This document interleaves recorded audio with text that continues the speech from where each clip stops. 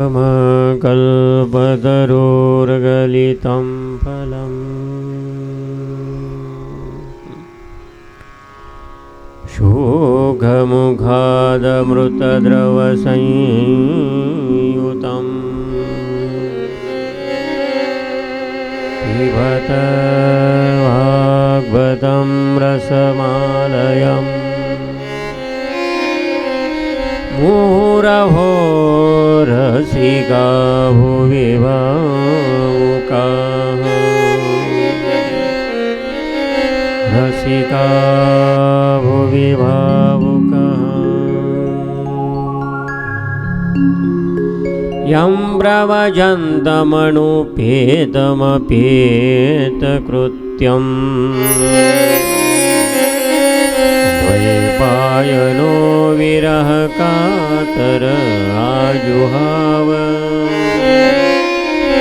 पुत्रेधिदनमयदयाधरोऽभिनेदु तं सर्वभूतहृदयं मुनिमानतोऽस्मि। नारायणं नमस्कृत्यं नरं चैव नरोत्तमं देवीं सरस्वतीं व्यासं ततो जयमुदीरयेत्।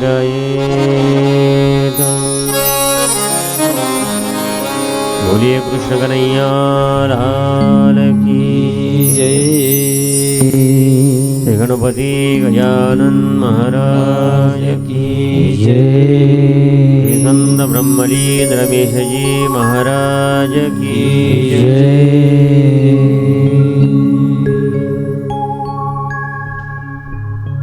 गतिर्भर्ता प्रमुख साक्षी निवास शरणम सोता।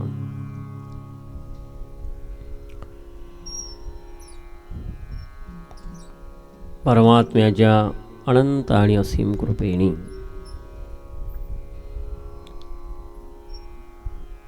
ही सप्तम दिवसीय श्रीमद भागवत कथा, त्यातला हा सप्तम दिवस आहे.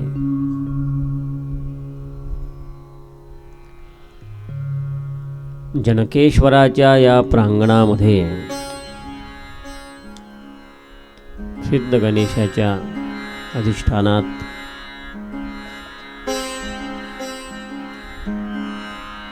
श्री संत ब्रह्मलीन रमेशजी महाराज यांच्या 12व्या पुण्यतिथी निमित्ताने ही श्रीमद भागवतीय कथा आदरणीय भागवताचार्य श्री प्रीतम महाराज भोयर यांनी आपल्या सर्वांच्या सहयोगातून सहकार्यातून पंचक्रोशीच्या आत्यंतिक प्रेमातून अनेक गावं यामध्ये जी जुडलेली आहेत त्यांच्या अथक प्रयत्नातून हा जो सप्ताह समारोपाच्या दिशेने आहे.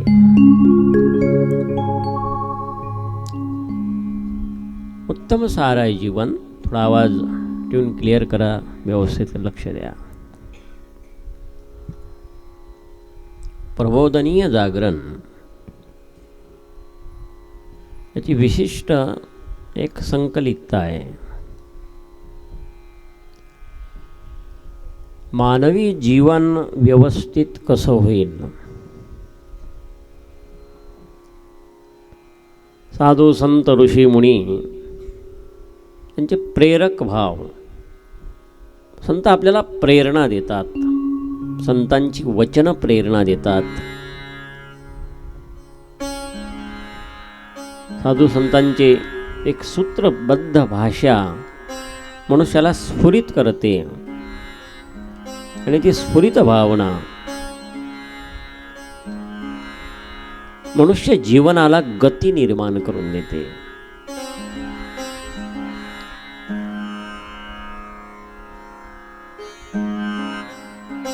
परीक्षिती हे चक्रवर्ती सम्राट होते. समुद्र वलयांकित राष्ट्र होतं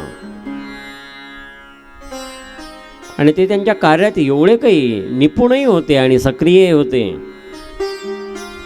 फार कृतिशील धर्माचरणी असलेले महाराजा परीक्षिती. पण त्यांना शाप मिळता क्षणी आणि तो शाप त्यांनी ऐकला त्यावेळी त्यांच्यात जे अंतर परिवर्तन झालं आणि त्यांना सर्व संघ परित्याग, राज्यत्याग करावा लागला, सर्व सोडून यावं लागलं. आणि भागीरथी गंगेच्या परमपावन तटावर जे शुकतीर्थ आहे त्याला शुकताल, शुक्रताल असं नाव आहे.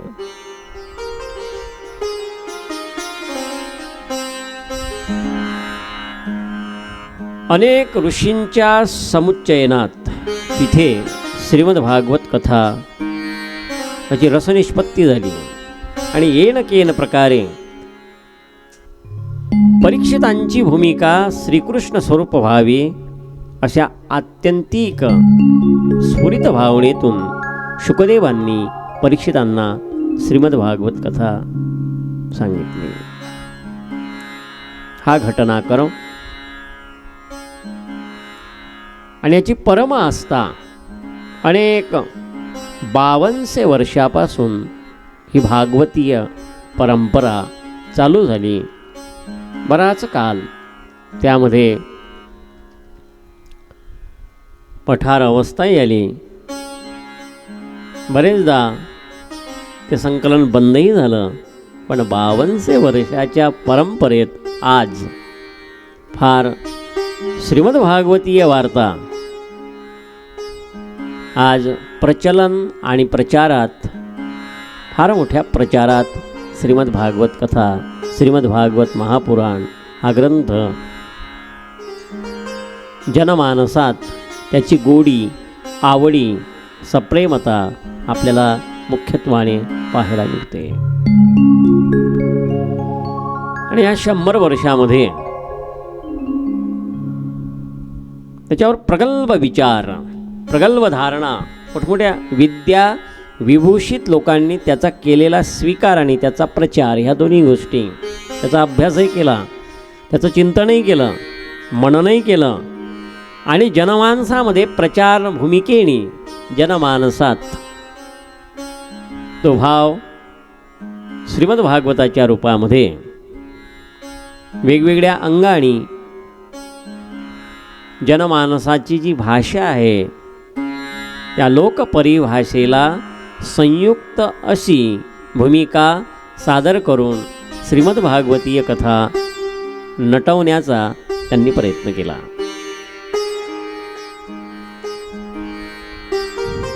प्रत्येकाची एक एक भाषा आहे, प्रत्येकाची एक आकलनशीलता आहे, प्रत्येकाचा एक एक अंतरंग भाव आहे.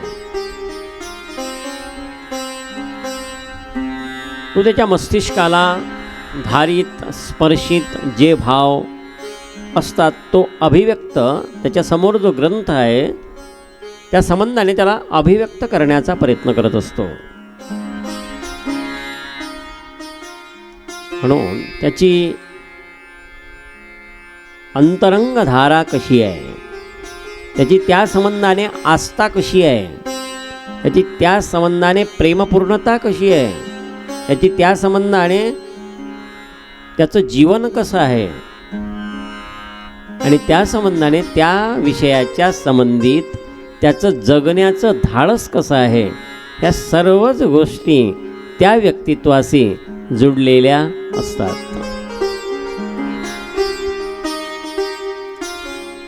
म्हणून हे श्रीमद भागवत एक व्यक्तित्व दर्शन आहे.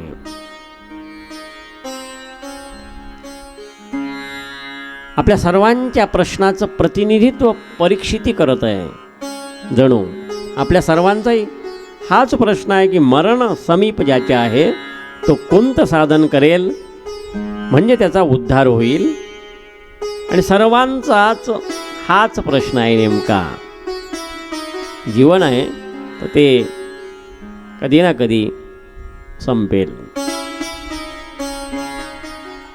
परीक्षितांच्या जीवनयात्रेमध्ये ही जी घटना अशी क्रमणशील बनली. एक चक्रवर्ती राजा, त्याला शाप प्राप्त होतो. तत्क्षण त्याला निरोपही येतो. त्याच दिवशी तो राज्यही सोडतो, शुक्तालला येतो. तिथे आल्यानंतर अनेक ऋषी तिथे असतात. त्यानंतर तिथे शिवावतारी भगवान शुकदेव प्रकट होतात. ते आल्यानंतर त्यांना प्रश्नमंजुषा केली जाते, प्रश्न विचारल्या जातात. त्यानंतर भागवत सुरू होते. त्यानंतर अनेक ऋषी, मोठमोठे तपस्वी, महात्मे, मोठमोठे योगी तिथे येतात आणि तो कथेचा अंतरंग भाव, त्या श्रवणाची तन्मयता, तो सर्वोत्तम श्रवणाचा आविष्कार सर्व ऋषीमुनी श्रवण करतात. फार मोठा वटवृक्ष आहे. त्या वटवृक्षाखाली शांत निवांत प्रशांत भूमिका आहे आणि प्रगल्भ जागरण आहे. 7 दिवसाचे तास किती होतात? तेवढ्या तासात परीक्षितांनी जे साध्य करायचं ते साध्य करून पूर्णत्वाची सिद्धी करून घेतली. तुका म्हणे एका क्षणाचा करा. तुकोबारा एक क्षणाचा फार सुंदर विचार करतात. प्रत्येकाची एक अवधारणा आहे असते. नुसतं गोंगाट करून काही नसते होत, गोंधळ करूनही काही होत नाही, किंवा असभ्य बोलूनही काही होत नसते. शेवटी सार्थकता ही सार्थकतेनेच त्याची सिद्धी होते. निरर्थकतेने सार्थकतेची कधी सिद्धी होत नाही. सार्थकतेने सार्थकतेची सिद्धी होईल. आणि मनुष्य जेवढा सार्थकी होईल, काळ सार्थक केला त्यांनी. कोणी? ब्रह्मलीन श्री संत रमेशजी महाराजांसारखे संत, फार मोठे वैष्णव. काळ सार्थक केला त्यांनी. त्यांच्या प्रति ही भाषा तंतोतंत खरी आहे. काळ सारावा चिंतने, एकांत वासे गंगा स्नाने. मनुष्य जीवन आहे, तसं ऋषीचं जीवन जगणं फार कठीण आहे. आणि ऋषीचं जीवन प्रत्येकाने जगावं हीच ऋषी मुनींनी त्याची संवेदना दिली. संभावना आहे, असं जगावं, असं जगून पाहण्याचा प्रयत्न करावा. केन प्रकारे मनुष्यात ती सार्थकता होऊ शकते, निर्माण होईल.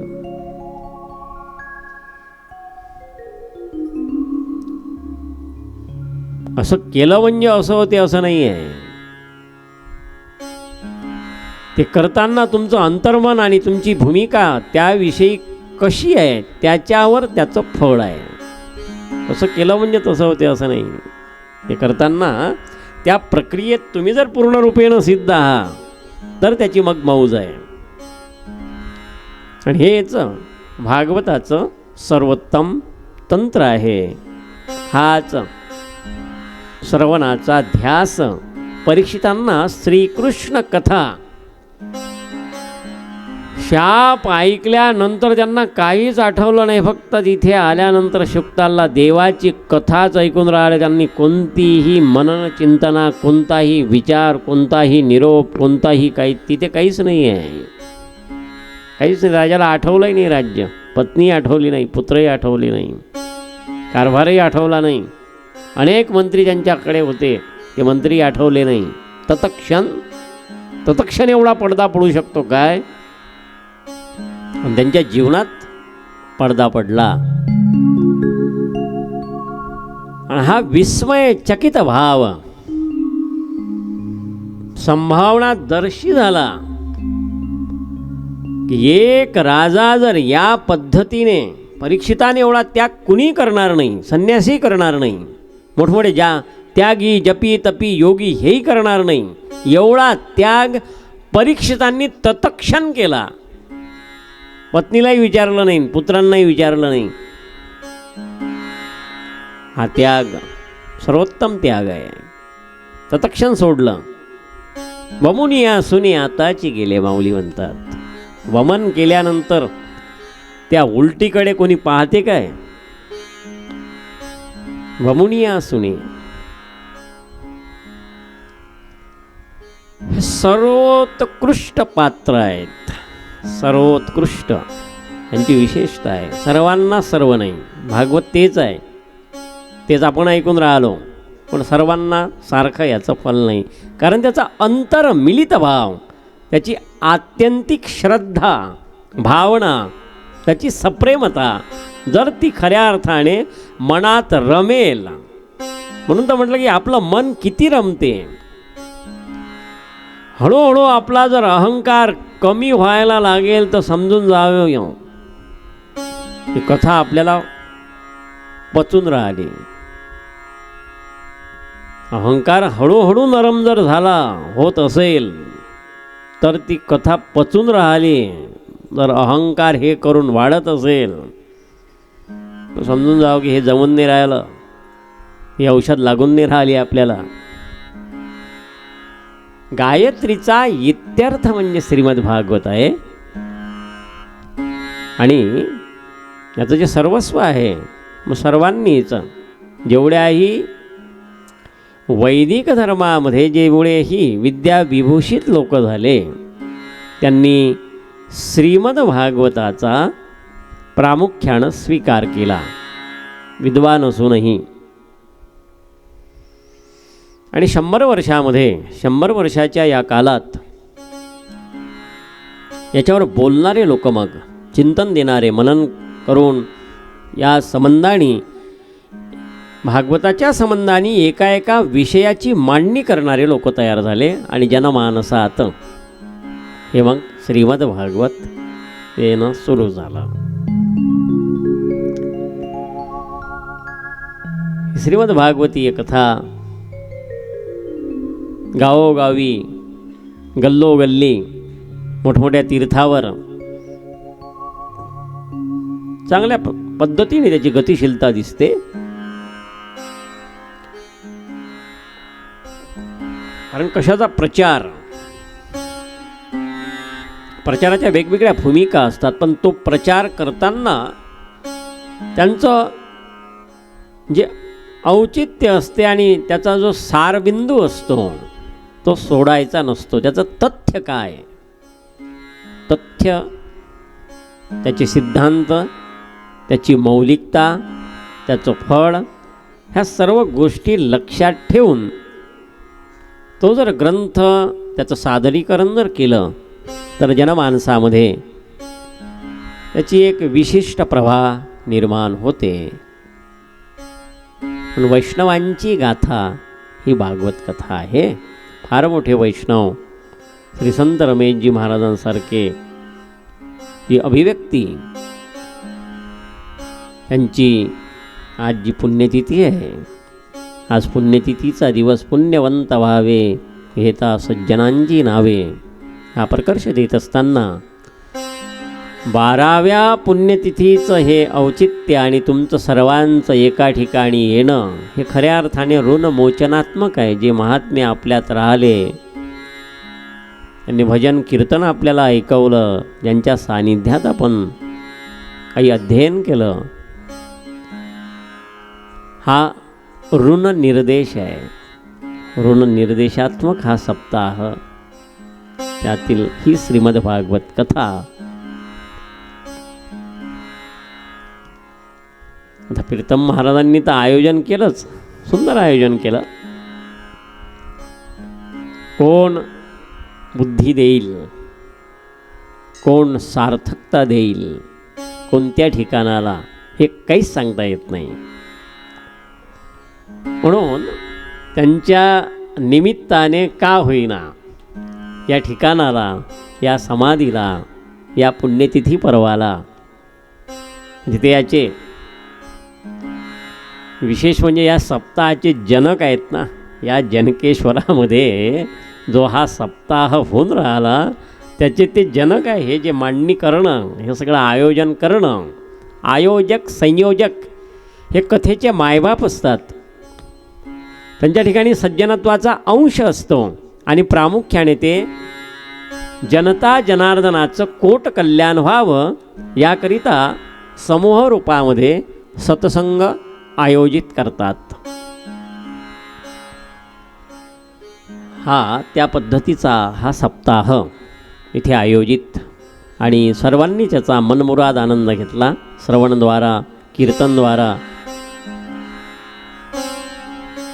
आणि विशेषतः आहे तुमची उत्सुकता, तुमचा उल्हास, तुमची सप्रेमता, तुम्ही केलेलं दानधर्म, तुम्ही केलेला सत्कर्माचा भाग, तुमची या ठिकाणाविषयी असलेली सश्रद्ध भावना आणि श्री संत ब्रह्मलीन रमेशजी महाराजांसारखे संत या ठिकाणी त्यांचं जे अस्तित्व राहिलं त्याविषयीची तुमच्या अंतस्तात असलेली पावन स्मृती याचा हे उजाळा देते, स्मृतींना उजाळा देते. म्हणून ईश्वराच्या कृपेने सर्व कार्यवहन होत आहे, वृद्धिंगत होत आहे. म्हणून या कार्यात प्रीतम महाराजांनी हे 12व्या पुण्यतिथीचं औचित्य तर साधलं, पण ते आयोजन करताना त्यांच्यासमोर कोणत्या पद्धतीचं आयोजन आपण प्रस्तुत करावं हा एक भाग राहतो. वारकरी सप्ताह करायचा म्हटलं की वारकरी कीर्तनं, भागवत कथा, त्या अनुषंगाने अन्नदान, ह्या सगळ्याच गोष्टी, येणार जाणारे साधू संत महात्मे आदी सर्वांची पूजा, संत पूजन आदी सर्व करत ते पार करावं लागते. म्हणून त्यांचे म्हणजे कितीही आपण आभार मानले तेवढे कमी आहेत. त्यांचं वय जरी कमी असलं पण या क्षेत्रात अनुभव दांडगा असल्यामुळे आणि लहानपणापासून या क्षेत्राशी निगडीत असल्यामुळे आणि साधू संतांच्या सहवासामध्ये जास्त काळ राहिल्यामुळे त्यांच्यावर तसा प्रभाव आहे आणि तेवढी ऊर्जाही देवानी त्यांना दिलेली आहे. हे कार्य करण्याकरता ऊर्जाही लागते. हे की कुणाचंही काम नाही, त्याला फार बुद्धीही लागते, तेजस्विताही लागते, गतिशीलताही लागते आणि बोधाच्या अनेक भूमिका लागतात ज्या त्यांना एक प्रासादिक गुणधर्मही या कार्याकरिता आहे. ही त्यांचीही पुण्याही, त्यांच्या आईवडिलांची पुण्याही आणि सर्वांच्या पुण्याईचा निकष म्हणजे एक जीवन आहे. याकरिता प्रबोध संत जीवनाकरिता मी सूत्रात्मक तुम्हाला आता हे जे समारोपीय सत्र आहे ना हे सूत्रात्मक पद्धतीने सांगतो.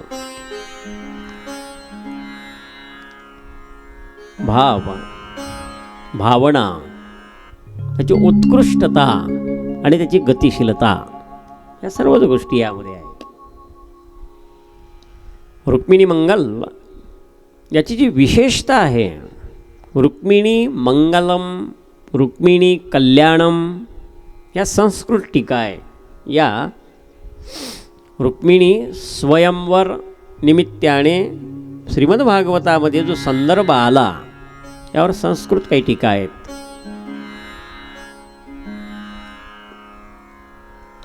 रुक्मिणी स्वयंवर हा नाथमाऊलींनी लिहिलेला एक स्वतंत्र ग्रंथ आहे आणि फार विशेष भाव या विषयाच्या संबंधाने त्यांनी फारच प्रतिबद्ध, भावनात्मक, समर्पणीय दृष्टीने रुक्मिणी स्वयंवर छोटं पुस्तक आहे. हे रुक्मिणी स्वयंवर त्याचं नाव आहे. हा प्राकृत ग्रंथ आहे आणि सुंदर ग्रंथ आहे. माघ शुद्ध पंचमी, गुरुवार दिवस, माधवपुरीला हे लग्न आहे. प्रत्यक्ष ब्रह्मदेव हे लग्न लावण्याकरिता आलं आहे. तर ब्रह्मदेव आहे समष्टी बुद्धीचे दाते आहे.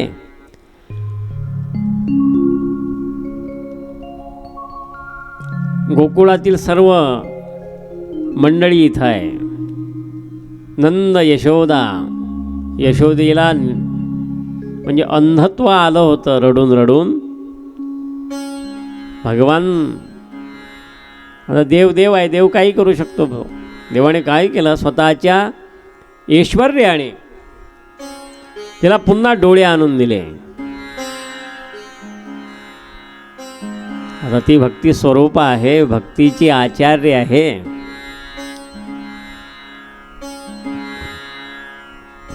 आणि सुंदर तऱ्हेने हा विवाह सोहळा द्वारकेनजीक माधवपुरीला यथायोग्य पार पडला.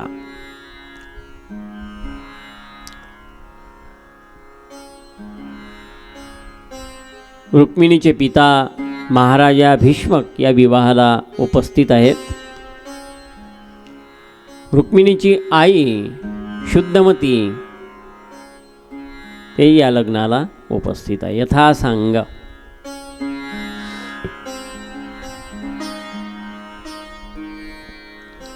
अंतरंगीय भाव, त्याचे काही काही वास्तविक दर्शनं असतात जे चरित्रात्मक पद्धतीतून साकार करताना निष्पन्न होतात. त्याची निष्पत्ती विशेष असते आणि त्याचा परम स्वभावही त्याच्या ठिकाणी त्यातून वेचावा लागतो. मुख्यत्वे प्रतिभेची धारणा. या महाराज, स्वागतम सुस्वागतम. प्रबोधनीय भाव याची एक एक पद्धती आहे, त्याची सुवाच्यताही आहे. हे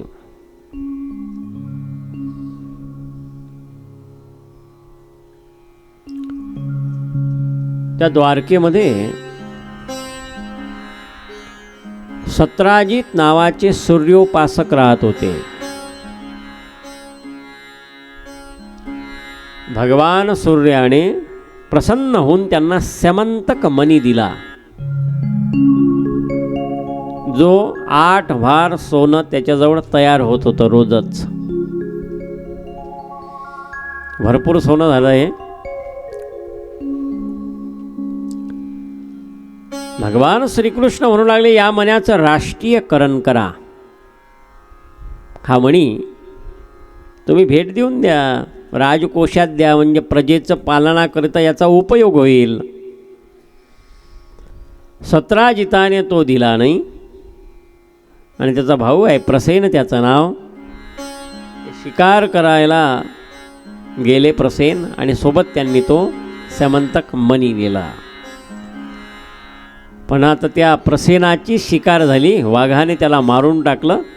तो स्यमंतक मणी घेतला, तो पुढे गेला वनात. वाघ आणि पुढे जामवंतामध्ये भयानक युद्ध झालं. जामवंताने वाघाला मारून टाकलं. मणी घेतला, मणी घेऊन आपल्या गुफेत निघून गेले. तिथे जामवंती नावाची त्यांची कन्या आहे, तिला तो मणी दिला. सत्राजिताला हे कळलं आणि सत्राजिताने आळ घेतला देवावर. म्हणजे हा मणी मी यांना न दिल्यामुळे यांनी या पद्धतीने हा मणी प्राप्त केला. देव विचार करत होते काय करावं, म्हणून देवाने त्या वनामध्ये प्रवेश केला. वाघाला मेलेलं पाहिलं,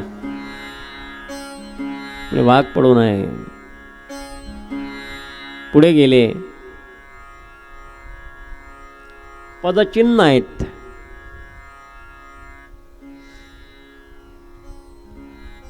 जामवंताच्या पदचिन्हानुसार ते गुफेपर्यंत शिरले आणि तिथे गेल्यानंतर जामवंत आणि भगवान श्रीकृष्णामध्ये भयानक कुस्ती झाली.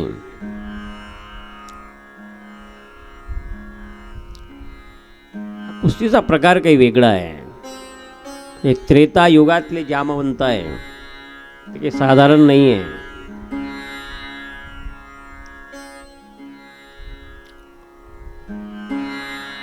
अठ्ठावीसव्या दिवशी जामवंत शरण आले. जामवंत म्हणतात निश्चितपणे तू राम आहे.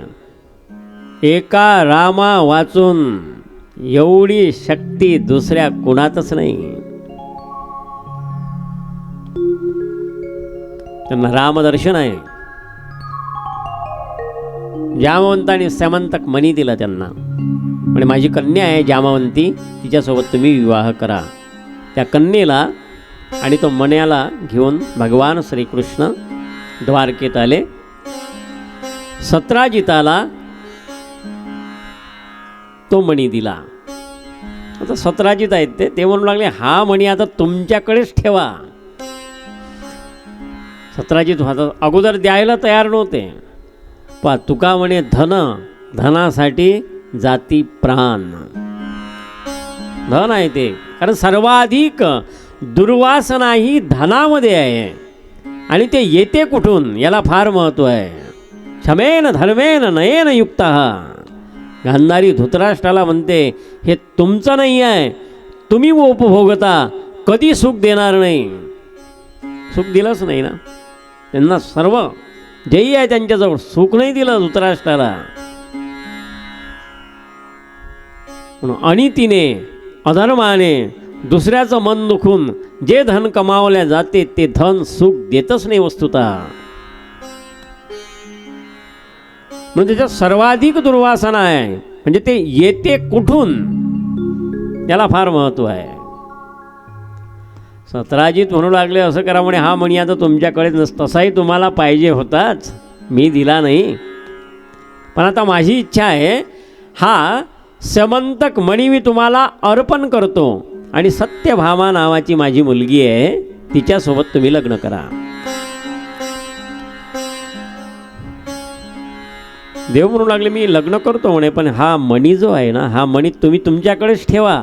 पण याच्यापासून जे आडभार सोनं जे निघते ना, रोजच त्याच्यासमोर प्रगट व्हायचं आडभार सोनं. हे भरपूर सोनं झालं. 26,666 तोळे आणि 8 मासे म्हणजे 1 भार, असं आडभार. तुम्ही करा गणित किती होते ते. एवढं सोनं म्हणजे पोतेच भरणं आहे की नाही. हे सोनं म्हणजे काय की पिशवीत आणण्यासारखं थोडीच आहे. देव आहे, देव चतुर देव चतुर. सत्यभामे सोबत विवाह, जामवंती सोबत विवाह. हे विवाह आहेत सत्या भद्रा लक्ष्मणा यांचे जे विवाहात्मक कथन भगवान शुकदेव परीक्षितांना ती भूमिका देत आहे. कालिंदी मित्रविंदा हे अष्टविवाह.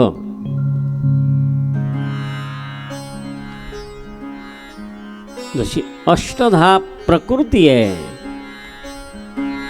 आणि प्रकृती सदैव ईश्वराच्या आश्रयानं राहते, या पद्धतीचं हे एक दिग्दर्शन आहे आणि फारच विस्तृत याचं आध्यात्मिक परिशीलनही आहे. मी तुमच्यासमोर संक्षिप्त रूपात याची भूमिका सादर केली. आकलन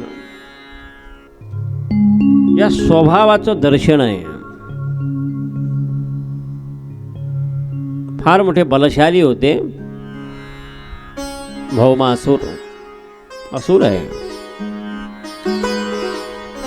आणि त्याची इच्छा होती की 1,00,000 कन्या ज्यावेळी आपण एका ठिकाणी त्यात आणू त्याच वेळी आपण त्यांच्यासोबत लग्न करू. म्हणून त्याने श्रेष्ठ कन्या, दिव्यतम दिव्य लोकातील दिव्यतम कन्या.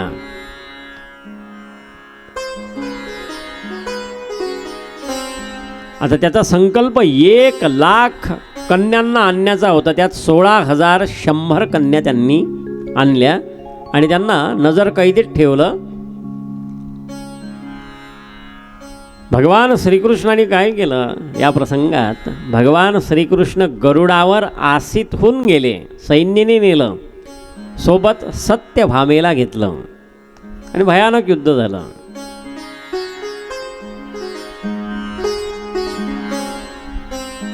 भौमासुराचा वध झाला. त्यानंतर त्या नगरात राजधानीत प्रवेश केला. प्रवेश केल्यानंतर त्या 16,100 कन्या त्यांना मुक्त केलं. म्हणजे तुम्ही इथून, तुम्हाला स्वतंत्र आहे, तुम्ही जाऊ शकता, तुमच्या वडिलांकडे जा, मी तुम्हाला स्वातंत्र्य दिलेलं आहे. त्या कन्या म्हणू लागल्या, इथून पुढे जाणं तसं फार कठीण आहे आम्हाला, आमचा एक तर कोणी स्वीकार करणार नाही, कोणी आमच्यासोबत लग्न करणार नाही, आणि पित्याकडे जाणं एवढ्या वर्षानंतर हेही अपमानास्पद आहे, म्हणून आम्हाला आत्महत्या केल्या वाचून दुसरा उपायच नाही. आता आमचा स्वीकार कोणी करणार नाही. देव आहेत ते दयाघन आहे, परमात्मा अनंत गुणराशी आहे, त्याची जी सुख स्वरूपता आहे आणि त्याची जी औदार्यशीलता आहे ती फारच विशेष आहे. म्हणून काय केलं देवानी, 16,100 मंडप तयार केले. 16,100 कन्या आहे, 16,100 श्रीकृष्ण झाले आणि एकाच वेळी सर्वांसोबत लग्न लागलं. या पद्धतीने देवाची ही ऐश्वर्याची लीला आहे. या पद्धतीने 16,108 लग्न आहे. गोपाल कृष्ण भगवान की जय. भज गोविंद गोविंद गोपाल, भज गोविंद गोविंद गोपाल, भज गोविंद गोविंद, भज गोविंद गोविंद गोपाला, भज मुरली मनोहर नंदला, भज मुरली मनोहर लाला, गोविंद गोपाला, भज गोविंद गोविंद गोपाला, भज मुरली मनोहर नंदीलाला, भज मुरली मनोहरी नंदीलाला, मुरली मनोहर नंदलाला, भज मुरली मनोहर नंदलाला, भज मुरली मनोहर नंदलाला,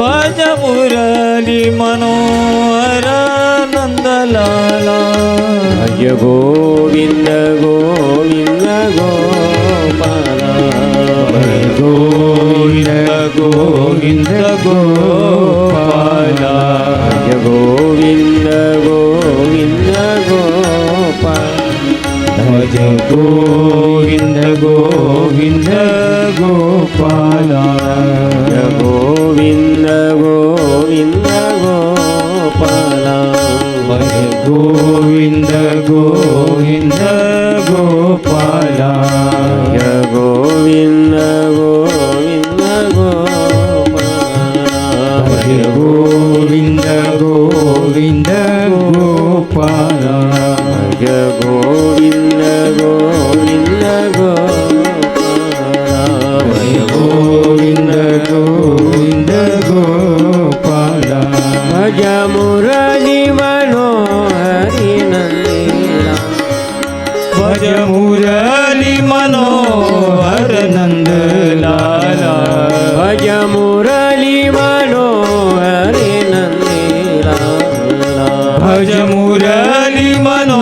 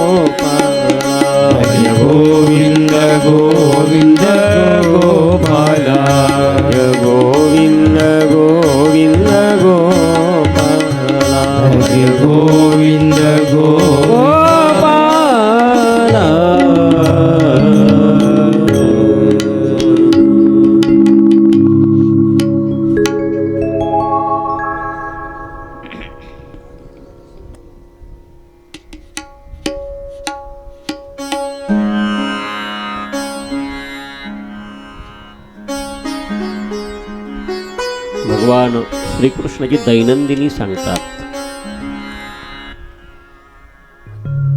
यांची दैनंदिनी फार विशेष आहे आणि दैनंदिनीला फार महत्त्वही आहे. कारण दैनंदिनी ज्याची व्यवस्थित आहे त्याचं जीवन व्यवस्थित होण्याची संभावना आहे. दैनंदिनी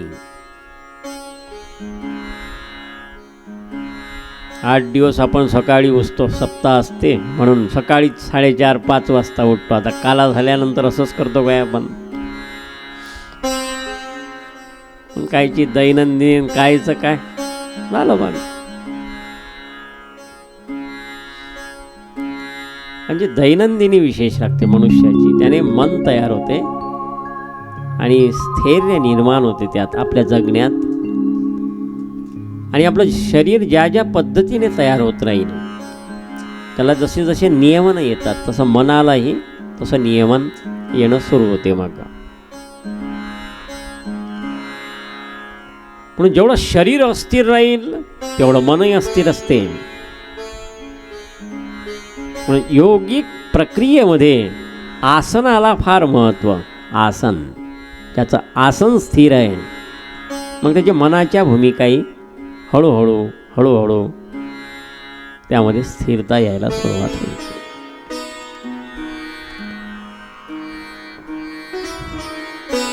हे त्यांच्या दैनंदिनीचा विशेष देताना रोज सूर्योदयापूर्वी देव उठत, रोज अग्निहोत्र करत, रोज सूर्यनमस्कार हे करत, रोज ब्राह्मणांचं पूजन, गायत्रीचा जप, 13,000 गायीचं दान, सुवर्णाच्या कटोरीत स्वतःचं प्रतिबिंब पाहत, सोन्याची कटोरी त्या स्वतःचं मुख पाहत आणि ती सोन्याची कटोरी ब्राह्मण लोकांना दान दिल्या जायचे. हा क्रम असतो, क्रम. दान धनवानाने सदैव दान करावं, कारण यशाचं मूळ आहे दान. धनवान असून दान करत नाही हा त्या धनाचा सर्वात मोठा अपमान आहे. यशाचं मूळ आहे दान. आणि धिक्कार आहे, हा सरकार धिक्कारतात त्या माणसाला की धनिक असून दान करत नाही. हे चांगलं लक्षण नाही आहे. धृतराष्ट्र किती वाईट असले तरी ओंजळवर सोनं दान केल्या वाचून पाणी पित नव्हते धृतराष्ट्र. धृतराष्ट्राला कोण चांगलं म्हणते काय? कोणी चांगलं म्हणत नाही. पण भगवद्गीता धृतराष्ट्र उवाच इथूनच सुरू होते. धृतराष्ट्र उवाच धर्मक्षेत्रे कुरुक्षेत्रे समवेता योत्सवा मामका. त्याची जी आरंभणा आहे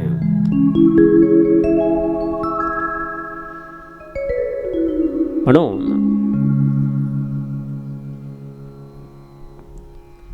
त्याची आकलनशीलता, मनुष्य जे जीवन जगतो ते त्या तत्परतेतून जसं जसं राहते तसं तसं त्याला एक विशेष प्रधानत्व येते. थोडं तरी दान करावं माणसाने. धन जर आहे तर ते दानातूनच त्याची सार्थकता होईल.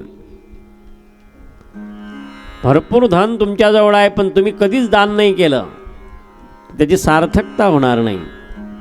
परिणामी धनाचा सदुपयोग मनुष्य किती करतो हेच त्याचं उत्तमत्व आहे. मुलाबाळांकरिता करोडो रुपये खर्च करणं किंवा कमावून ठेवणं हा उपयोग आहे. वाईट मार्गात खर्च करणं हा दुरुपयोग आहे. चांगल्या मार्गात खर्च करणं हा सदुपयोग आहे. चांगलं काय वाईट काय हा ज्याचा त्याने विचार करावा. त्या क्षेत्राशी निगडीत मार्गदर्शक पाहावेत, शोधावेत, त्यांच्या अनुगत अशी आपणक्षीलता ठेवावी म्हणजे जीवन उज्ज्वल होईल.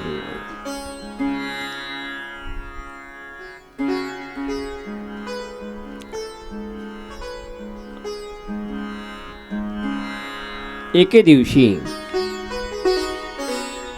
पांडवांचा निरोप घेऊन महर्षी नारद भगवान कृष्णाकडे आले.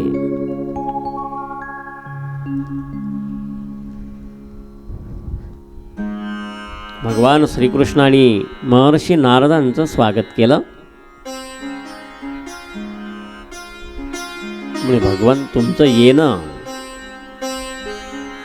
अनन्य सुख देणारं आहे देव म्हणतात. आणि तुम्ही निष्प्रयोजन फिरत नाही. तुम्ही ज्या अर्थी इथे चालून आले म्हणजे काही प्रयोजनानुसार निश्चितच आलेले आहात. संत काही एवढे फुरसती नसतात की त्यांना वेळ आहे म्हणून कुठेही फिरून राहिले. काहीतरी प्रयोजन आहे.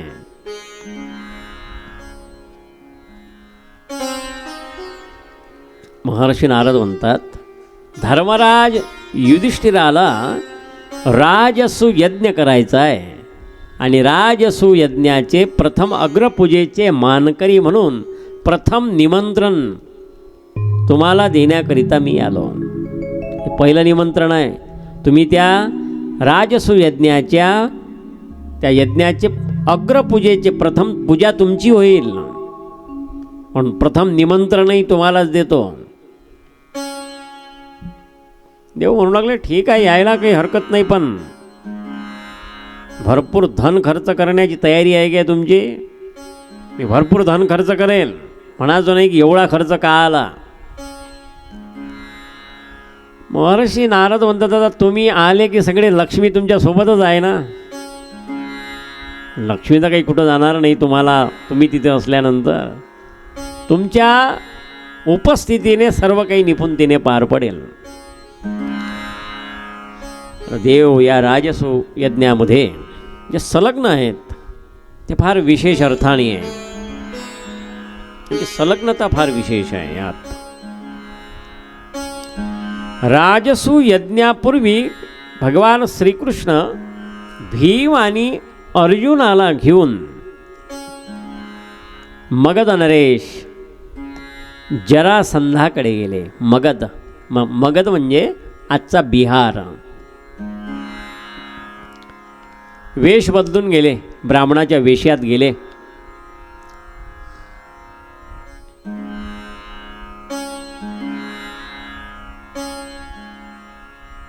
आणि भिक्षा मागितली कुस्तीची.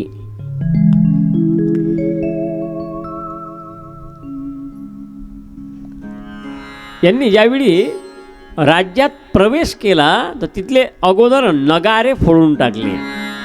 दुसऱ्याच्या राज्यात गेल्यानंतर असं काम नसते करत, नगारे फोडले.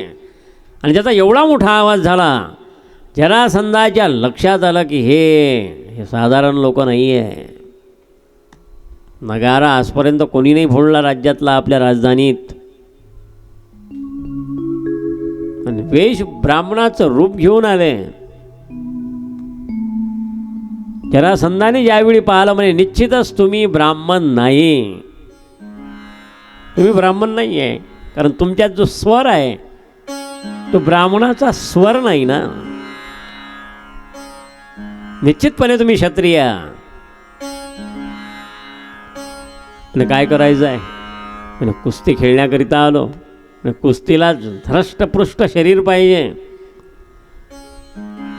म्हणजे अर्जुनाची एकेरी हड्डी आहे. आता तो काय माझ्यासमोर टिकणार आहे? फार मोठे पैलवान आहे जरासंध. आणि कृष्णाचाही सड पातळ बांधा आहे. आणि तुम्ही तर दोघं तर तसेच कटले.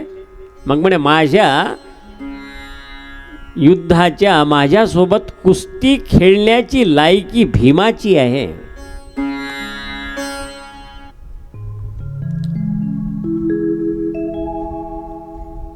रोज कुस्ती त्यांची व्हायची, रोजच. आणि संध्याकाळी भोजनाची व्यवस्था एकाच पंक्तीला भगवान श्रीकृष्ण, भीम, अर्जुन आणि जरासंध भोजन करायचे रोजच. विशेष लाभ आहे हा. नीती आहे ही. शत्रू आपल्या राज्यात येऊन आपल्याशीच कुस्ती खेळून राहिला आणि त्याला जेवणही देणं चालू आहे. याला फारच काही काही नीती ही डोक्याची नीती असते. फार सुज्ञ बुद्धी आणि संयमाची पराकाष्ठा, त्याचं चपलत्व राहते त्यात.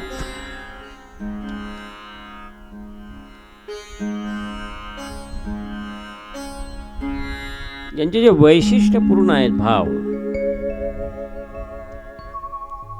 26 दिवस पूर्ण झाले.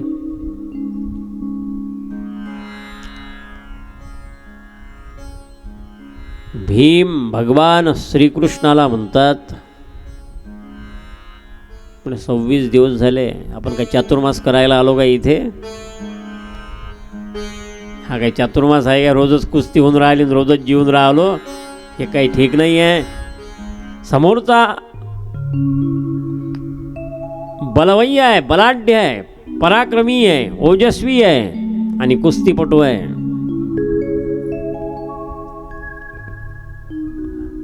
पण यात सोल्युशन काय आहे? म्हणे आहे ना, पण उद्याचा 27वा दिवस. तू कुस्ती खेळताना तू कुस्तीत एवढा काही गुंग होऊन जातो म्हणे की तू माझ्याकडे बघतच नाही. माझ्याकडे पहा उद्याला, मी जसा अंगुली निर्देश करेल तसं तू कर. 27वा दिवस आहे. जरासंध आणि भीम यांच्यात कुस्ती चालू आहे. आणि देवाने सांगितल्यानुसार मग भीमाने भगवान श्रीकृष्णाकडे पाहिलं आणि देवाने काय केलं, एक गवताची काळी उचलली जमिनीवरची, ती भीमाला दाखवली. त्यानंतर ती मधोमध फाडली आणि विरुद्ध दिशेने ते फेकून दिली, दोन्ही काळीचे तुकडे.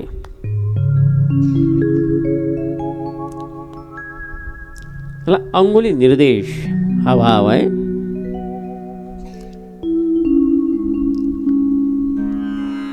भीमानं काय केलं, असं निर्देशन झाल्यानंतर जरासंधाचे दोन्ही पाय पकडले आणि त्याला मधोमध फाडलं आणि त्याची जी शकल होती ती विरुद्ध दिशेनं फेकून दिली.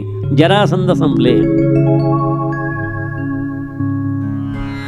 जो 26 दिवसापर्यंत कुस्ती खेळत होता त्याला संपवावं लागलं शेवटी युक्तीने. भीम भीम असूनही. विचार करा की किती ओजस्वी लोक असतील. त्याच्या शरीराची जर सरळ शक्ल फेकली तर ती जुळत होती एकमेकाला, जुळल्यानंतर जिवंत होण्याची प्रक्रिया त्यात होती. म्हणून ती विरुद्ध दिशेने फेकली आणि जरासंध संपला. भरपूर राजे त्यांना बंदिस्त ठेवलेले होते, त्यांना मोकळं केलं. कारण राजसू यज्ञामध्ये ते राजे कुणाच्या बाजूनं राहतील, कुठे जातील हे महत्त्वाचं आहे.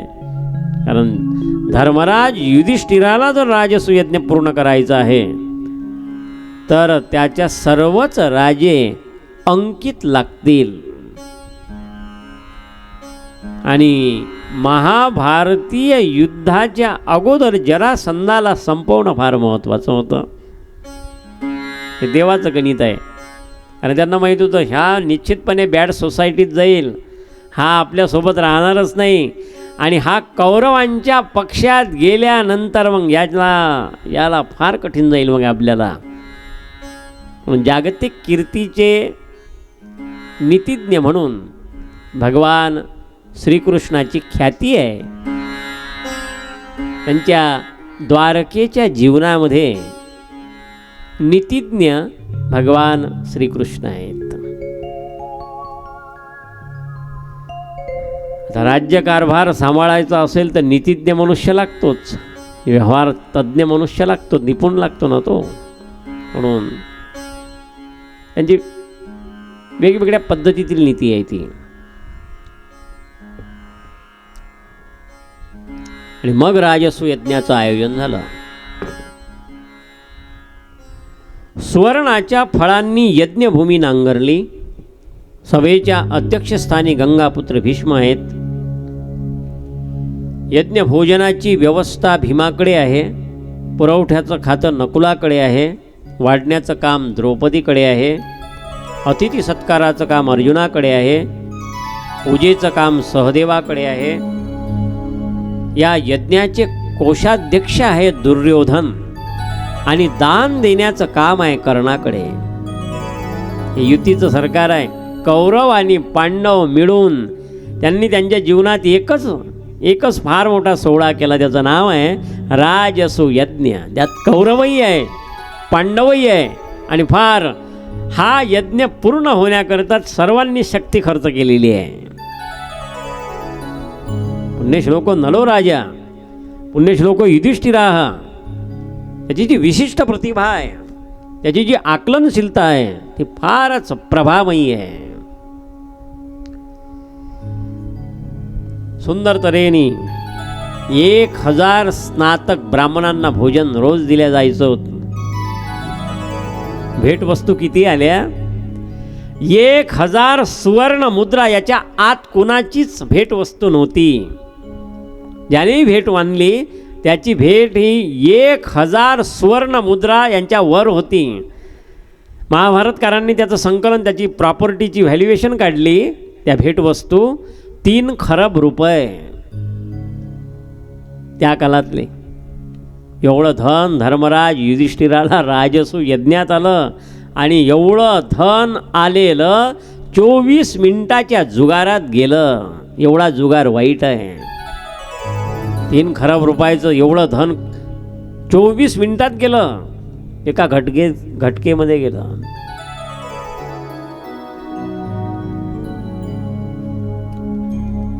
आकलन, इंद्रप्रस्थ निर्माण, द्रौपदी वस्त्रहरण प्रसंग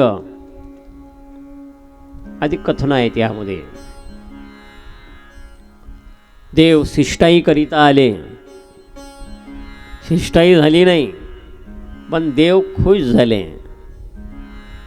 देव खुश दिसत आहे. आले शिष्टाई करिता, शिष्टाई झाली नाही, पण धर्मराज युधिष्ठिराने ज्यावेळी भगवान श्रीकृष्णाला पाहिलं, चेहरा फारच प्रसन्न पाहिला. आणि धर्मराज समजले, म्हणे तुम्हाला आतून शिष्टाई नको होती, तुम्हाला पाहिजे होतं युद्धच.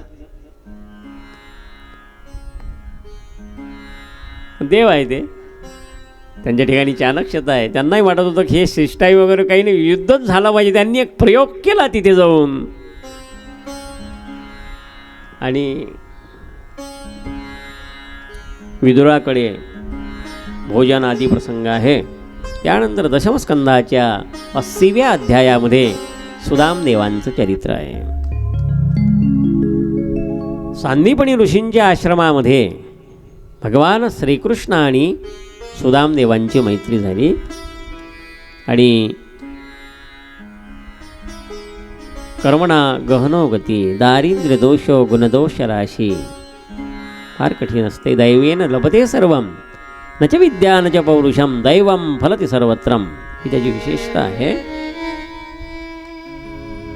गुरुमातेने दिलेले देवाचे चेने देवाला खाण्याकरता सुदामाजवळ दिले. हे सुदामाने देवाच्या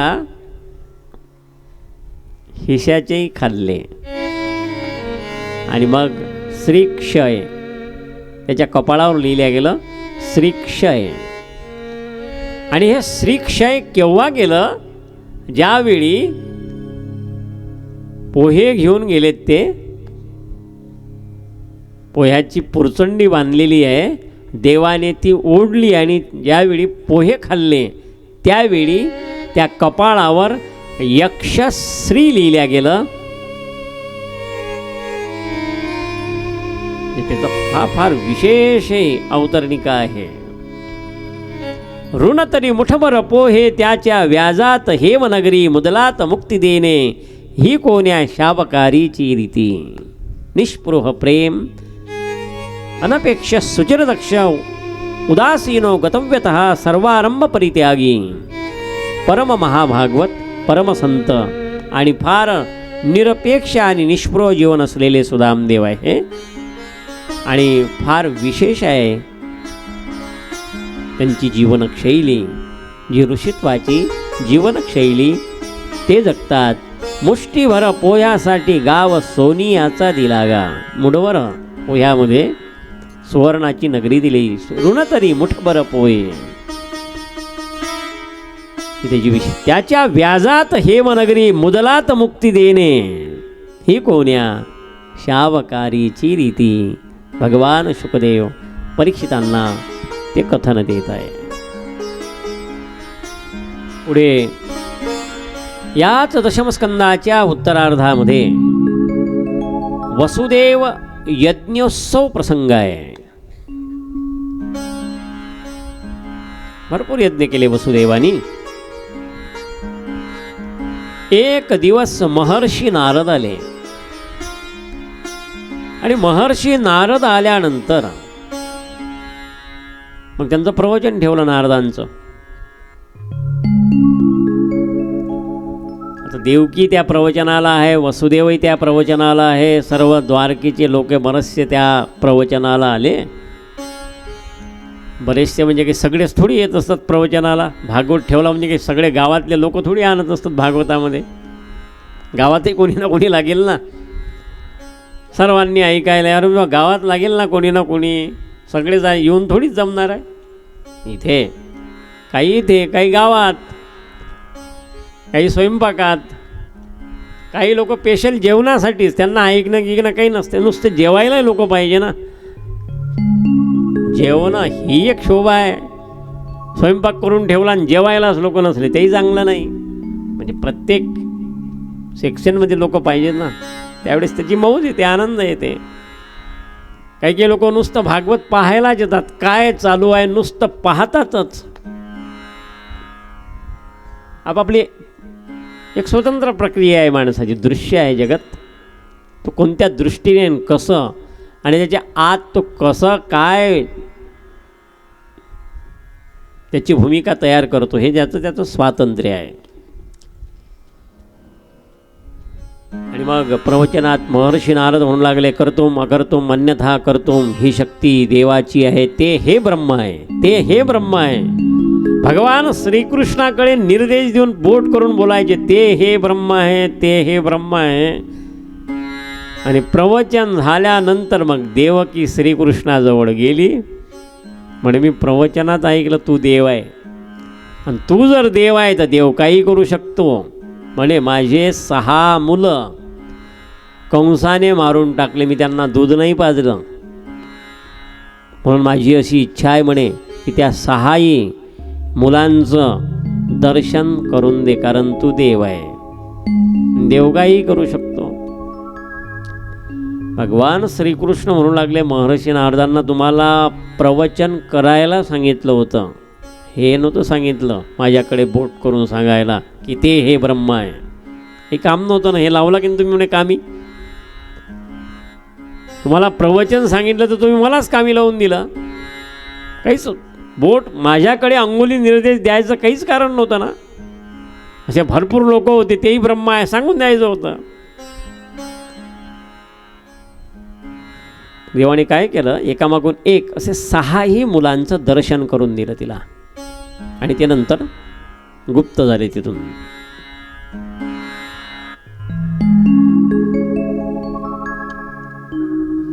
त्यानंतर सुभद्रा हरणाचा प्रसंग आहे. जगन्नाथपुरीमध्ये आजही भगवान श्रीकृष्णासोबत सुभद्रा आहे की नाही, सुभद्रा, बलराम, श्रीकृष्ण, हे बहीण भावाचं मंदिर आहे जगन्नाथपुरीला. 3 मूर्त्या आहेत की नाही जगन्नाथपुरीला, 3 मूर्त्या आहेत. एक सुभद्रा, एक श्रीकृष्ण, एक बलराम. जगन्नाथ यात्रा ही जगप्रसिद्ध आहे. भगवान श्रीकृष्णाने युक्तीने हा विवाह करविला. बलरामाची इच्छा नव्हती, पण बलरामाचं मन त्यांनी मग नंतर तयार केलं.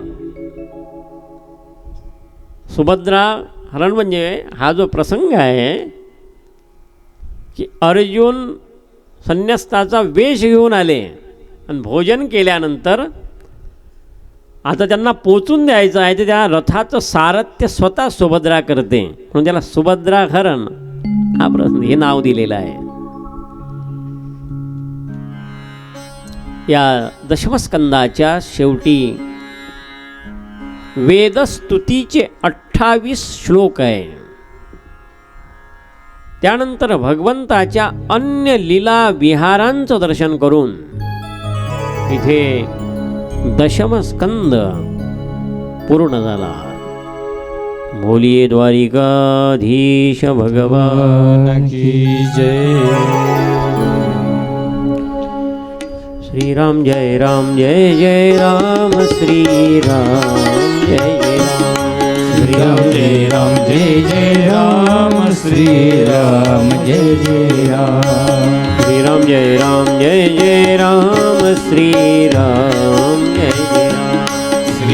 जय राम जय जय राम श्रीराम जय जय राम श्रीराम जय राम जय राम राम जय जय राम श्रीराम जय राम जय राम राम जय जय राम श्रीराम जय राम जय राम राम जय जय राम श्रीराम जय राम जय राम राम जय जय राम श्रीराम जय राम जय राम राम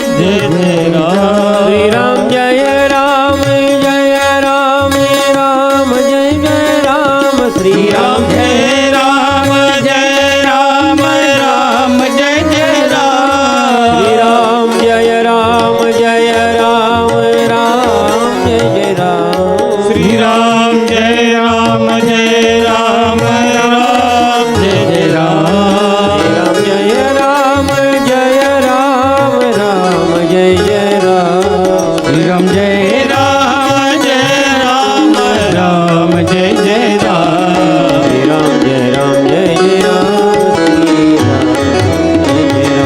श्रीराम जय राम जय जय राम श्रीराम जय जय राम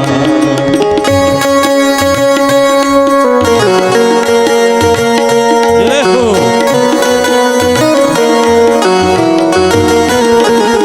जय श्री राधे.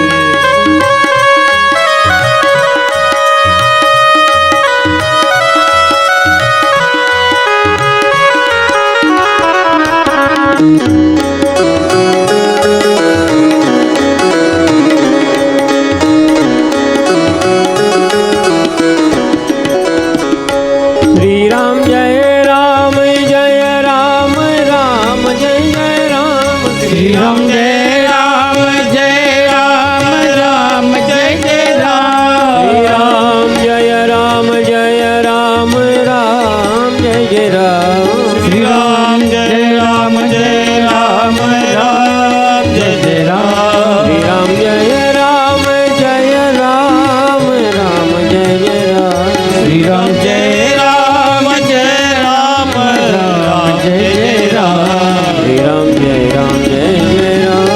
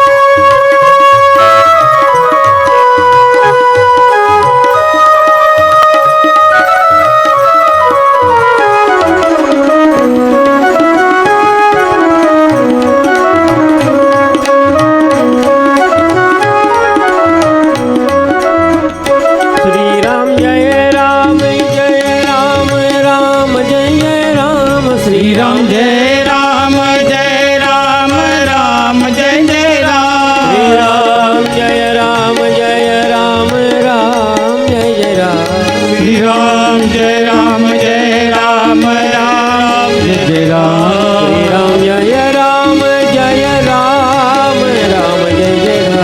श्री राम जय राम राम जय जय राम श्री राम जय जय राम श्री राम जय जय राम श्री राम जय जय राम श्री राम जय जय राम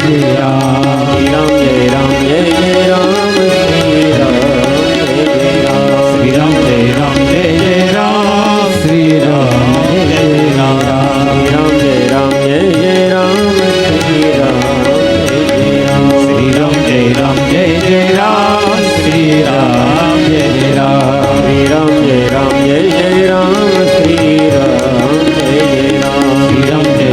जय राम श्री राम जय जय राम श्री राम जय जय जय हो श्री राम श्री राम जय जय राम श्री राम जय राम श्री राम जय जय राम श्री राम श्री राम जय जय राम श्री राम जय राम श्री राम जय जय राम श्री राम श्री राम जय राम श्री राम जय राम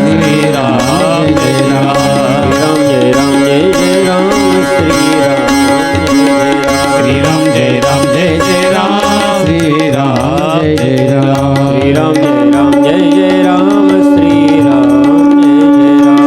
श्री राम जय जय राम श्री राम जय राम श्री राम जय जय राम श्री राम जय जय श्री राम जय राम श्री राम जय राम श्री राम जय जय राम श्री राम जय जय राम श्री राम जय राम श्री राम जय राम राम जय जय राम श्री हरि बोल जय राम श्री राम जय राम श्री राम श्री राम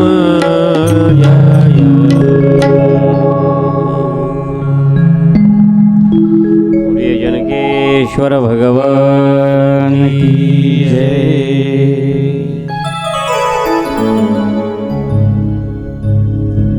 एकादश स्कंद हा स्कंद आध्यात्मिक भूमिकेने ओतप्रोत दर्शन देणारा आहे. एक दर्शनशास्त्र म्हणजे हा स्कंद आहे.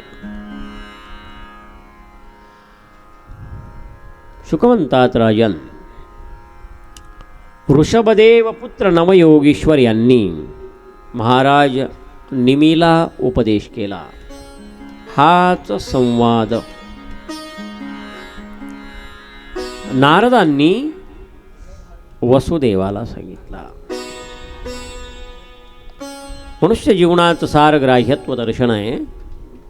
तो काय बोलते, कसा विचरण करतो, कारण बोलण्याचे परिणाम निश्चितपणे मनावर होतात. काय बोलतो पण निरर्थक बोलूच नाही. सुज्ञ पुरुष ज्याला सुज्ञ जीवन जगायचं आहे आणि सार्थकी व्हायचं आहे, वाणीला कधी मलिन करू नये आणि वाणीला मलिन करून मनाला कधीही मलिन करण्याचा प्रयत्न करू नये.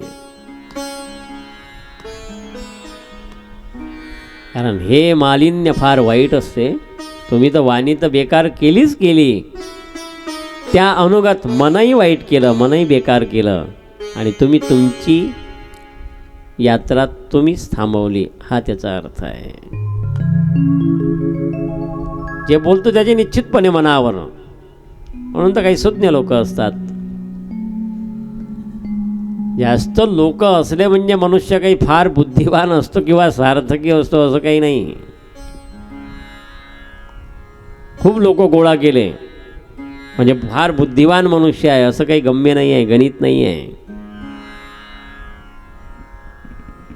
म्हणून त्याला फार बुद्धीची सुज्ञता, सुविद्यता, आकलनशीलता त्याला फार अनन्यसाधारण महत्त्व आहे.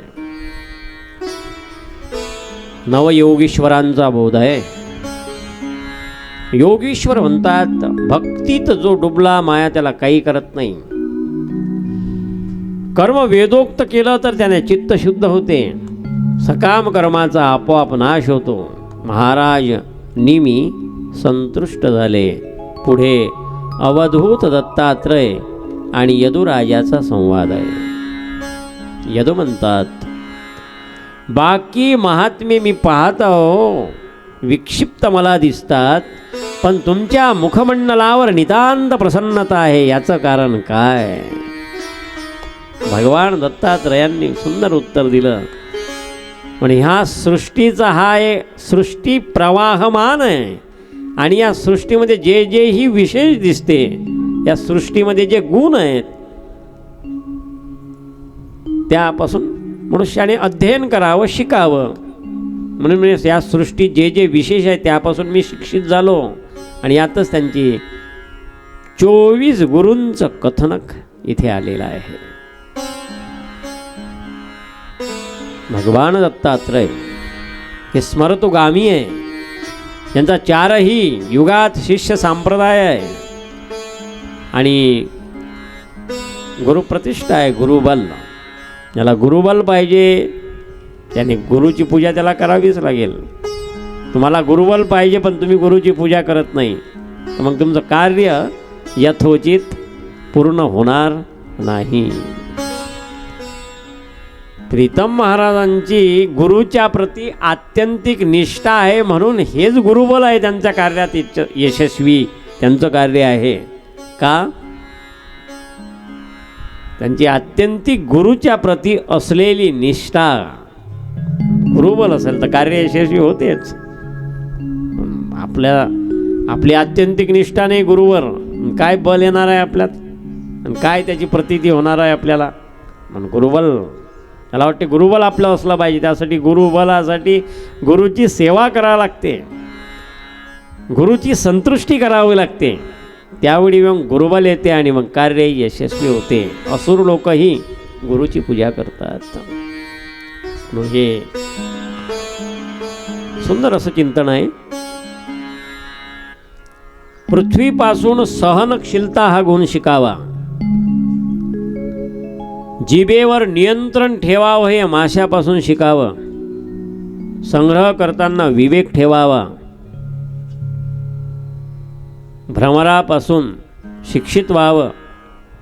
ते मध गोळा करतात पण खात नाहीत.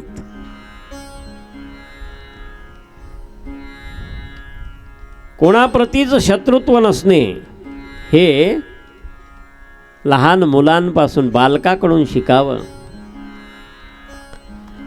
देहापासून क्षणभंगुरता हा गुण शिकावा. इसतन धन की कोण बडा, धन की कोण बढ़ाई, देखत नैनों से मीठी मिला, देखत नैनों से मीठी मिलाई, सतन धन की कोण बढ़ाई, सतन धन की कोण बढ़ाई, सतन धन की कोण बढ़ाई, सतन धन की कोण बढ़ाई, देखत नैनों से मीठी मिला, देखत नैनों से मीठी मिलाई, देखत नैनों से मीठी मिला, देखत नैनों से मीठी मिलाई, सतन धन की कोण बढ़ाई, सतन धन की कोण बढ़ाई, सतन धन की, सतन धन की,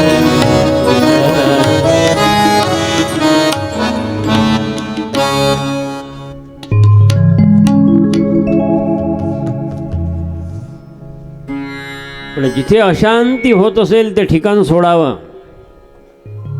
विवेक जागृत असेल तर कुठेही शिकावं. हे ऐकून यदू आनंदित झाले. भगवान शुकदेव परीक्षितांना सांगतात, भगवान कृष्णाची आता जायची वेळ आली आणि देवाला आता आपली लीला पूर्ण करायची आहे. हे उद्धवाला कळलं, म्हणून उद्धव भगवान श्रीकृष्णाजवळ आले.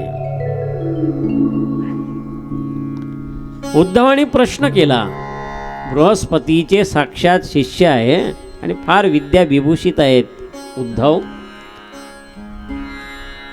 उद्धवाने प्रश्न विचारला, म्हणे उत्तम साधन कोणतं आहे? देवाने एका वाक्यात उत्तर दिलं, सत्संग हेच उत्तम साधन आहे. देवाने हंस गीताच्या माध्यमातून हे ज्ञान उद्धवाला सांगितलं आणि सर्व शास्त्रांचा सार दिला. भगवान श्रीकृष्ण म्हणतात, उद्धवा तू बद्रिकाश्रमी जा, काही दिवसांनी आता द्वारका पाण्यामध्ये बुडणार आहे. उद्धव वल्कल ग्रहण करून भगवान श्रीकृष्ण म्हणतात, उद्धवाला मी माझं तेज श्रीमद भागवतामध्ये ठेवतो. जिथेही भागवत होईल तिथे माझं अस्तित्व जनसमूह अनुभवेल. उद्धवाने देवाच्या पादुका डोक्यावर घेऊन ते निघाले आणि बद्रिकाश्रमाई त्या भूमिकेला स्थित आहेत. ते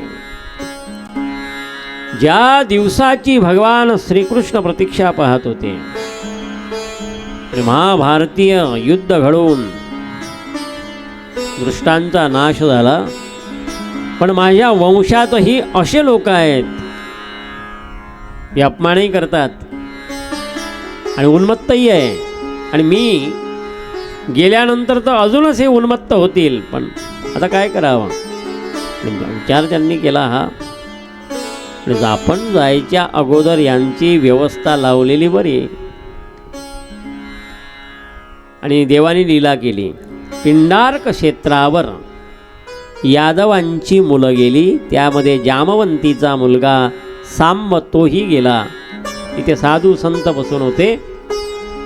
त्यांनी काय केलं, सांबाला साडी घालून दिली, त्याच्या पोटाला पट्ट्या बांधल्या आणि त्या ऋषींजवळ गेले. म्हणजे तुम्ही संत सांगा, ही स्त्री आहे आणि ही गरोदर आहे, हिला मुलगा होईल की मुलगी? आता ते तर खरोखरचे संत होते. ते म्हणू लागले ना, मुलगा होईल ना मुलगी, एक फार मोठं मुसळ होईल आणि तुमच्या संपूर्ण कुलाचा नाश होऊन जाईल. मग मुसलम कुलनाशनम. ती मुलं घाबरली, काही अंतरावर आली, काही साडी काढून फेकली, त्या पट्ट्या काढल्या, ते खरोखरच मुसळ खाली पडलं. ते मुलं अजूनच घाबरली. उग्रसेनाजवळ ते मुसळ आणलं. उग्रसेनाने त्याचं चूर्ण केलं. त्यातला एक तुकडा काही केला त्याचं बारीक होतच नव्हता, तो तुकडा आणि चूर्ण समुद्रामध्ये टाकलं. ते चूर्ण तरंगत तरंगत समुद्र तटवर्ती भागामध्ये आलं, त्याच्या लह्या तयार झाल्या. एक जो तुकडा होता तो मासोडीने गिळला. ती मासोडी व्याध्याने पकडली. तो व्याध आहे शिकारी, आणि त्याला विशेष वाटलं तो बाणाचा तुकडा. त्याने बाणाच्या टोकाला तो तुकडा लावला.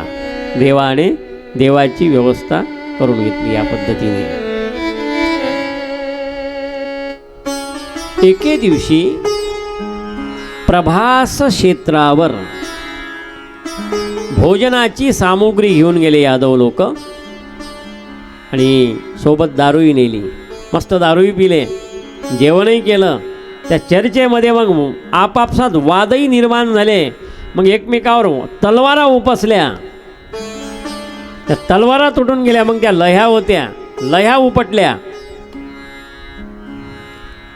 बलराम तिथं आले. बलरामाने ते पाहिलं, समजावण्याचा प्रयत्न केला, कोणी समजत नव्हतं. हाच बलरामाला फार मोठा अपमान वाटला आणि ते समुद्र तटावर आले. आपलं मूळ चैतन्य पाहिलं, पद्मासन स्थित झाले आणि शेष नाग रूपात प्रकट होऊन आपल्या लोकाला निघून गेले. बोलिये बलभद्र भगवान की जय. भगवान श्रीकृष्णाचं वय 125 वर्षाचे देव आहे, पण 20 वर्षाच्या तरुणाप्रमाणे दिसत होते. कृष्ण हे सर्व पाहत आहे. कृष्ण वेरावल तीर्थावर आले. पिंपळाच्या झाडाखाली डाव्या पायावर उजवी मांडी ठेवून शांत बसून आहेत. तो यात तिथे आला. भगवान श्रीकृष्णाचे अरुणचरण त्याला हरिणीप्रमाणे वाटले. त्याने बाणाचं संधान केलं आणि बाण पायाच्या अंगठ्याला लागला. तो तिथे गेला, रुदन करू लागला, हताश झाला. देव म्हणतात, परित्राणाय साधूनाम विनाशाय दुष्कृताम. मला माझी लीला पूर्ण करायची आहे, त्यात तो निमित्त आहे, पण मला तर आता मुख्यत्वे इथून जाणे आहे ना, म्हणून तू रडू नकोस. तिथे त्यानंतर दारुक रथ घेऊन आला आणि रथातून उतरल्याबरोबर रथ आकाशामध्ये निघून गेला. कृष्ण म्हणतात, दारुका जा, आजपासून 10व्या दिवशी द्वारका पाण्यात बुडणार आहे. अर्जुन जर भेटला तर त्याला माझ्या स्त्रियांचं रक्षण करायला सांग. कृष्णाच्या अपट्टराण्या, त्यांचा शोकीस्त भाव, शरीरातून जलस्त्राव, मोठा तलाव, एक गोपी तलाव त्याला म्हणतात. नारद इंद्राधिक देवता, देव आता आपल्या धामाला येणार आहे म्हणून अंतरिक्षामध्ये देवाच्या स्वागताकरिता सज्जित आहे. आणि त्याच वेळी आकाशातून गरुड आले आणि भगवान श्रीकृष्ण चतुर्भुज रूपामध्ये तिथे प्रकट झाले. गरुडावर आसीत आहे आणि आता तो गरुड आकाश मार्गाने निघालेला आहे. भगवान बसून आहे.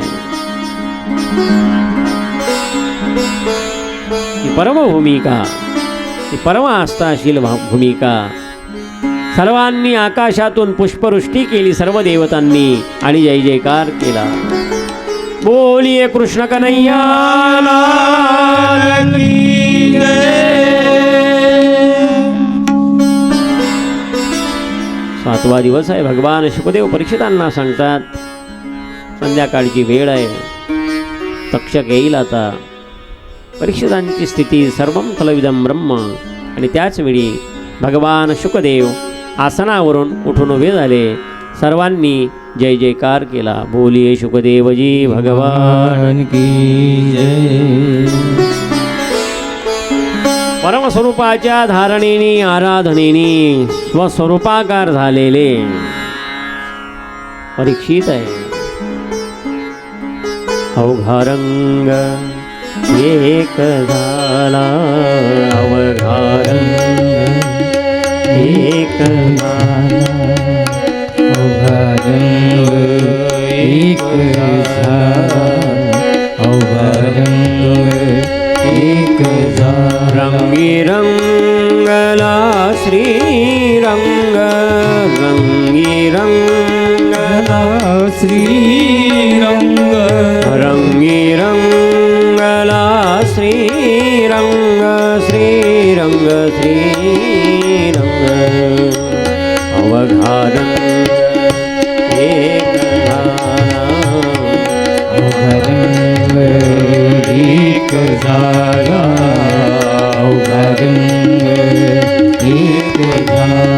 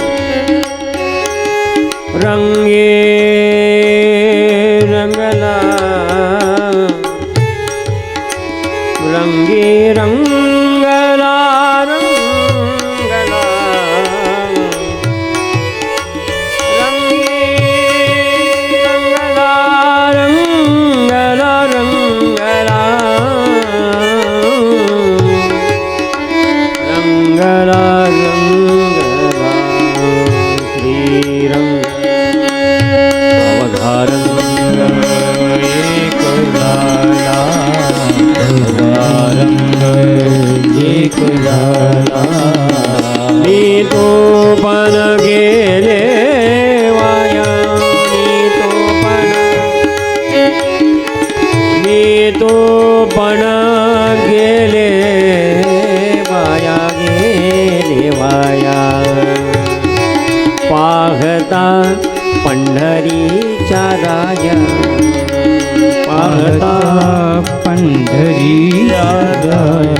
नाही भेदाचे ते काम जळोनी गेले क्रोध काम जळोनी गेले देही असोनी विदेही सदा समाधी सराई देही असोनी देही असोनी विदेही सदा समाधीस्थ राही श्री संत ब्रह्मलीन रमेशजी महाराज की जय सदा समाधीस्थ राही सदा समाधीस्थ राही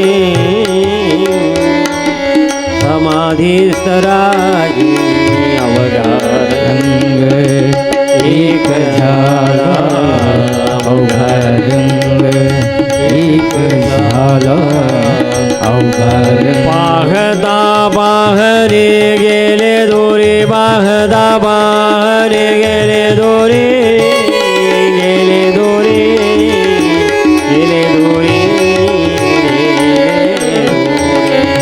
पाहता पाहरे गेले दोरी पाहता पाहरे गेले दोरी म्हणे जोघयाची महारी महारी महारी म्हणे म्हणे म्हणे अवघा रंग एक झाला अवघा रंग एके रंगला श्रीरंग रंगी रंगला रंगला श्रीरंग अवघा रंग एक झाला अवघा रंग एक झाला रंगे रंगला श्रीरंग रंगला श्रीरंग रंगे रंगला श्रीरंग रंगे रंगला श्रीरंग रंगे रंगला श्रीरंग अवघा रंग एक झाला अवघा रंग एक झाला अवघा रंग एक झाला एक झाला एक झाला एक झाला.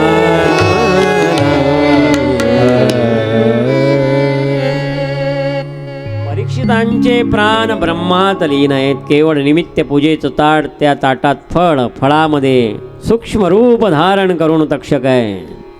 ते पूजेचं ताट परीक्षितांजवळ जाता क्षणीच विक्राळ रूप धारण केलं तक्षकाने आणि परीक्षितांना दंश केला. परीक्षित गतप्राण झाले. आकाशातून पुष्पवृष्टी झाली. बोलिये परीक्षितजी महाराज की जय. नैमिषारण्यामध्ये श्रीमणसुतजी शौनकादी ऋषींना हे कथन देतात. ऋषींनो, ही कथा तुम्हाला कशी वाटली? सर्वांनी प्रसन्नता व्यक्त केली. हीच कथा 7 दिवसापासून ही कथा आज 7वा दिवस आहे. सिद्ध गणेशाच्या या दरबारामध्ये जनकेश्वर संस्थानमध्ये ब्रह्मलीन श्री संत रमेशजी महाराज चौधरी यांच्या 12व्या पुण्यतिथी महोत्सव निमित्ताने ही श्रीमद भागवत कथा त्यांच्या चरणी सादर समर्पित करत आहोत आणि आपल्या तुम्हा सर्व श्रोत्यांना शतशः धन्यवाद देतो. त्यांच्या आयोजनातून हा सप्ताह यथासांग पार पडला. असे हरिभक्त पारायण भागवताचार्य श्री प्रीतमजी महाराज भोयर विशिष्ट भूमिकेतून त्यांनी श्री गुरुच्या पुण्यतिथी पर्वात ही कथा केली, म्हणून त्यांनाही धन्यवाद देतो. सर्व आयोजनामध्ये सक्रिय असलेल्या सर्व मंडळींनी सहभाग दिला, त्यांनाही शतशः धन्यवाद देतो. आणि या सर्व मंडळींचा जे यामध्ये दृश्य अदृश्य रूपानं जे खऱ्या अर्थाने झटले त्यांच्याकरिता सर्वांनी टाळ्या वाजवाव्या. वारकरी जीवन या यूट्यूब चॅनलवर हा कार्यक्रम प्रसारित होईल आणि ते इथे उपस्थित आहे त्यांच्याकरिताही टाळ्या वाजवा. 7 दिवसापर्यंत सुंदर साऊंडची व्यवस्था भाऊनी दिली, त्यांच्याकरिताही टाळ्या वाजवा. या संगीत साथीला या भागवतीय मंचावर सुंदर असे ख्यातनाम मंडळी कलावृंद आहेत, त्यांच्याकरिताही टाळ्या वाजवून द्या. तबल्यावर विशेष अर्थाने राजेश भाऊ लांडगे अमरावती, उत्कृष्ट 7 तबल्याची त्यांनी केली. ऑर्गन आणि गायन यावर रावसाहेबजी ठाकरे भानखेड अमरावती यांनी सुंदर अशी साथ दिली. त्यानंतर गायन टाळ आदी रवींद्र महाराज करडे एलकी पूर्णा यांनी सुंदर अशी साथ दिली. यांनाही व्यासपीठावरून धन्यवाद देतो. सुंदर असा जनकेश्वराच्या चरणामध्ये हा जो आनंद 7 दिवसामध्ये आला, अनेक संतवृंद आले, अनेक ख्यातनाम कीर्तनकारही आले. सुंदर अशी कीर्तनं झाली, सुंदर असं जागरण, सुंदर अशी भजनं, सुंदर गायकांनी, सुंदर अशा प्रतिभेनी हा कार्यक्रम सुशोभित केला. सर्वांना धन्यवाद देऊन एक श्लोक 3 वेळा म्हणायचा आहे. अगोदर मी म्हणतो, माझ्या मागे तुम्ही म्हणा. नाम संकीर्तनम यस्य, नाम संकीर्तनम यस्य, सर्व पाप प्रणाशनम, सर्व पाप प्रणाशनम, प्रणामो दुःख शमनम, प्रणामो दुःख शमनम, तम नमामि हरिं परम, तम नमामि हरिं परम. नाम संकीर्तनम यस्य, नाम संकीर्तनम यस्य, सर्व पाप प्रणाशनम, सर्व पाप प्रणाशनम, प्रणामो दुःख शमनम, प्रणामो दुःख शमनम, तम नमामि हरिं परम, तम नमामि हरिं परम. नाम संकीर्तनम यस्य, नाम संकीर्तनम यस्य, सर्व पाप प्रणाशनम, सर्व पाप प्रणाशनम, प्रणामो दुःख शमनम, प्रणामो दुःख शमनम, तम नमामि हरिं परम. तम नमामि हरिं परम. हरये नमः, हरये नमः, हरये नमः, हरये नमः, हरये नमः. हरये नमः. रघुनंदन जय सिया राम हरे, सीताराम हरे, राधे श्याम हरे. रघुनंदन जय सिया राम हरे, राम हरे, राधे श्याम हरे. रघुनंदन जय सिया राम हरे, सीताराम हरे, राधे श्याम. रघुनंदन जय सिया राम हरे, सीताराम हरे, राधे श्याम हरे. सीताराम हरे, राधे श्याम हरे. सीताराम हरे, राधे श्याम हरे. सीताराम हरे, राधे श्याम हरे. सीताराम राधे श्याम. बोलिए कृष्ण कन्हैया लाल की जय. पंढरीनाथ भगवान की जय. हनुमान जी महाराज की जय. जनकेश्वर भगवान की जय. श्री सिद्ध गणेश भगवान की जय. श्री संत ब्रह्मलीन रमेश जी महाराज की जय. बोलिए प्रीतम महाराज की जय. बोलो रे वै सब संदन की जय. नमः पार्वती पते हर हर महादेव.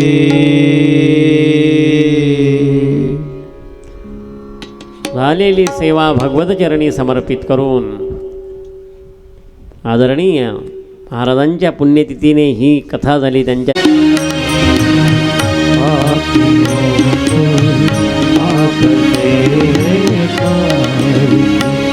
श्री भागवत भगवान की आरती. पापियों को पाप से है तारती.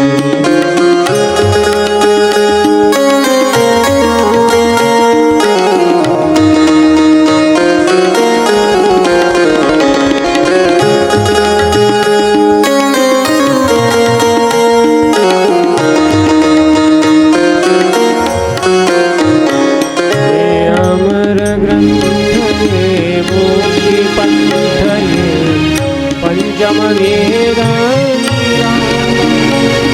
नवज्योति जगाने अमर ग्रंथ मुक्ति पंथ पंचम वेद निराला है नवज्योति जगाने वाला है हरि नाम यही हरियान यही जग के मंगल की आरती पापियों को पाप से तारती भागवत भगवान की है आरती पापियों को पाप से तारती पापियों को पाप से तारती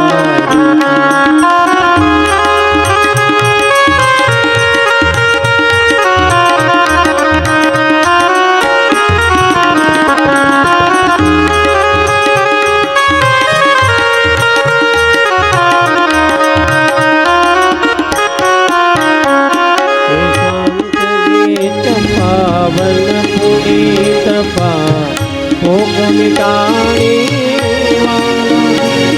हरि दर्श कराने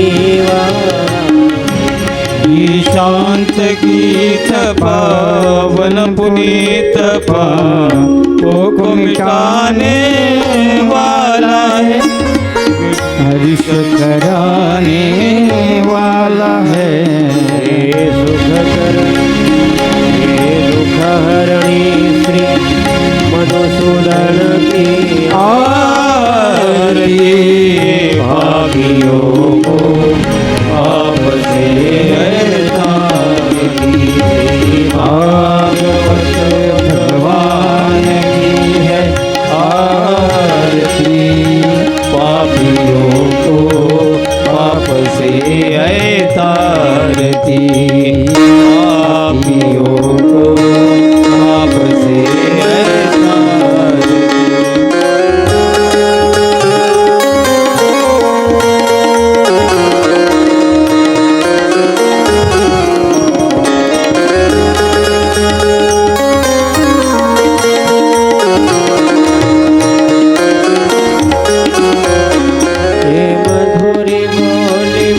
पंथी खोल सन मार्ग बताने वाला बिगड़ी को बनाने वाला ये मधुर बोल मग पंग बोल सन मार्ग बताने वाला है बिगड़ी को बनाने वाला है